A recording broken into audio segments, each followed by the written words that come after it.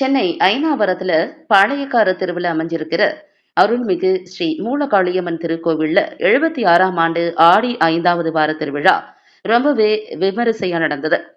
இந்த விழாவினையொட்டி அம்மனுக்கு சிறப்பு அபிஷேகம் மற்றும் ஆராதனைகள் நடந்தது. தொடர்ந்து மதியம் சமபந்தி போஜனம் நடந்தது. மாலை சந்தன காப்பு அலங்காரத்தில் அம்மன் பக்தர்களுக்கு சிறப்பாக அருள்பாலித்தார். சமபந்தி போஜனத்தை மேலவை பகுதி வில்லிவாக்கம் 96வது வட்ட அதிமுக பிரமுகர் எஸ் நாராயணன், திருமதி ராஜகுமாரி குடும்பத்தினர், ஜி சந்திரபாபு, திருமதி சுமதி குடும்பத்தினர் மற்றும் நடைபயிற்சி நண்பர்கள் இணைந்து சிறப்பாக ஏற்பாடு செஞ்சிருந்தாங்க. இந்த அன்னதான நிகழ்ச்சியில சுமார் 1000த்திற்கும் மேற்பட்ட பக்தர்கள் மற்றும் பொதுமக்களுக்கு உணவு வழங்கப்பட்டது.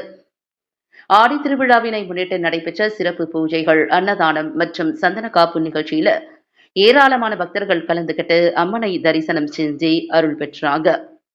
பக்தி, சேவை, சமத்துவம் அப்படின்னு ஆடி திருவிழா அயனாவரத்துல வெகு சிறப்பா நிறைவடைஞ்சது.